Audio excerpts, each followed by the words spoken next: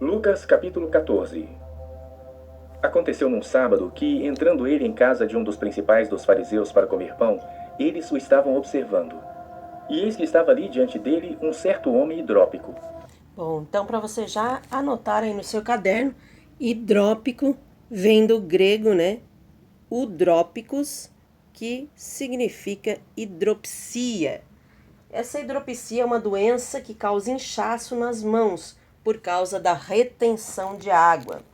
Então, hidropsia, ela causa retenção de água, uma doença que existe até nos dias de hoje. E Jesus, respondendo, falou aos doutores da lei e aos fariseus, dizendo: É lícito curar no sábado? Eles, porém, calaram-se. E, tomando, o curou e despediu. E respondendo lhes disse: Qual será de vós o que, caindo-lhe num poço em dia de sábado, o jumento ou o boi, o não tire logo? E nada lhe podiam replicar sobre isto. E disse aos convidados uma parábola, reparando como escolhiam os primeiros assentos, dizendo-lhes: Quando por alguém fores convidado às bodas, não te assentes no primeiro lugar. Não aconteça que esteja convidado outro mais digno do que tu, e vindo o que te convidou a ti e a ele, te diga: Dá o lugar a este. Bom, os orientais eles se preocupavam bastante com as posições dos convidados nas festas. Os primeiros lugares eram simplesmente os melhores lugares e os mais confortáveis também para comer. E então, com vergonha, tenhas de tomar o derradeiro lugar. Mas quando fores convidado, vai e assenta-te no derradeiro lugar, para que, quando vier o que te convidou, te diga: Amigo, sobe mais para cima. Então terás honra diante dos que estiverem contigo à mesa. Porquanto qualquer que a si mesmo se exaltar, será humilhado, e aquele que a si mesmo se humilhar, será exaltado. E dizia também ao que o tinha convidado: Quando deres um jantar ou uma ceia, não chames os teus amigos, nem os teus irmãos, nem os teus parentes, nem os vizinhos ricos, para que não suceda que também eles te tornem a convidar e te seja isso recompensado. Mas quando fizeres convite, chama os pobres, aleijados, mancos e cegos, e serás bem-aventurado, porque eles não têm com que te recompensar, mas recompensado te será na ressurreição dos justos. E ouvindo isto, um dos que estavam com ele à mesa disse-lhe: Bem-aventurado o que comer pão no reino de Deus. Porém ele lhe disse: Um certo homem fez uma grande ceia e convidou a muitos. E à hora da ceia mandou o seu servo dizer aos convidados: Vinde que já tudo está preparado. E todos a uma começaram a escusar-se. Disse-lhe o primeiro: Comprei um campo e importa ir vê-lo. Rogo-te que me hajas por escusado. E outro disse: Comprei 5 juntas de bois e vou experimentá-los. Rogo-te que me hajas por escusado. E outro disse: Casei-me com minha esposa e, portanto, não posso ir. E voltando aquele servo, anunciou estas coisas ao seu senhor. Então o pai de família, indignado, disse ao seu servo: Sai depressa pelas ruas e bairros da cidade e traze aqui os pobres e aleijados e mancos e cegos. E disse o servo: Senhor, feito está como mandaste, e ainda há lugar. E disse o Senhor ao servo: Sai pelos caminhos e valados e força-os a entrar, para que a minha casa se encha. Porque eu vos digo que nenhum daqueles homens que foram convidados provará a minha ceia. Ora, ia com ele uma grande multidão, e voltando-se, disse-lhe: Bom, né? Vamos falar um pouco sobre essa parábola que Jesus contou. E o porquê que este homem resolveu, então, convidar as pessoas pobres, né? E mandou os seus servos irem até os valados e sair convidando todo mundo. Bom, recusar comer era o mesmo que dizer à pessoa que o odeia. Naquela época, né? E no Oriente era assim, porque comida e água era algo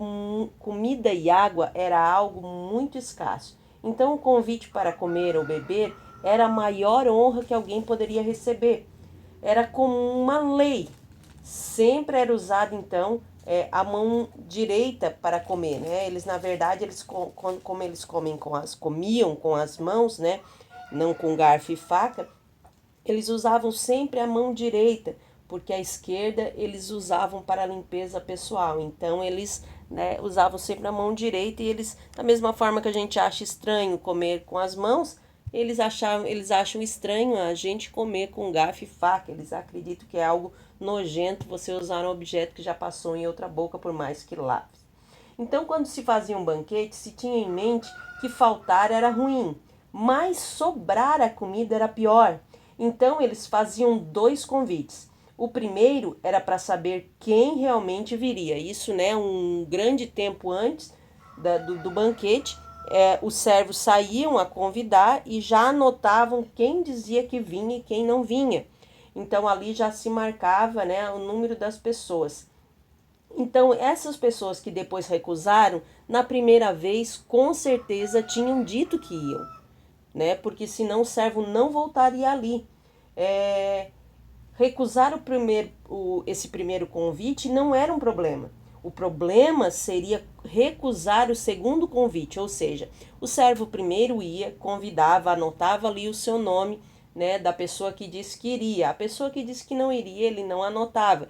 Então, quando o banquete estava pronto, né, ali uns 2, 3 dias antes de realizar o banquete, para dar tempo das pessoas virem, o servo novamente ia na casa daquelas pessoas que tinham dado o nome, que disseram que iriam, ele ia lá novamente só como um lembrete, né? Dizendo, não se esquece, amanhã lá na casa do fulano vai ter o banquete, você disse que ia.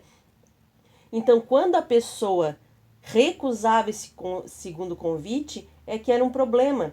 Por quê? Porque o segundo convite, na verdade, era só uma lembrança de compromisso para que não sobrasse comida, né? Eles faziam ali a comida conforme o tanto de pessoas que tinha.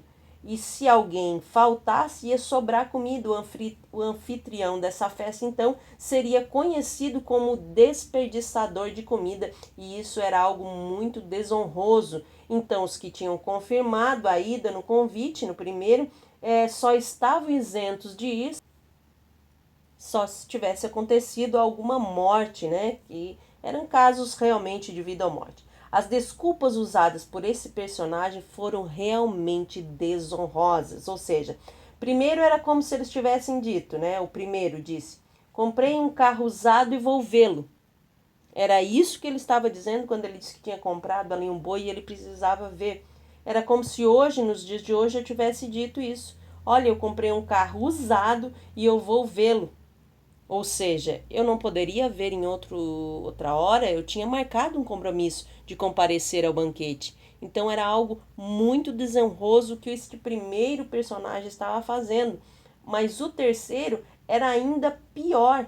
Ele não estava falando de uma esposa quando disse casei-me com uma mulher, mas ele estava dizendo vou me encontrar com uma prostituta e fazer sexo com ela. Quando o homem dizia casei-me com uma mulher, né, e não tinha sido festa, sendo um homem, né, nobre, um homem rico, e ele não fizesse festa, então a pessoa já sabia quando ele dissesse isso, ele estava falando que ele estava indo se encontrar com uma prostituta para fazer sexo com ela. Ou seja, estava desonrando altamente aquele homem.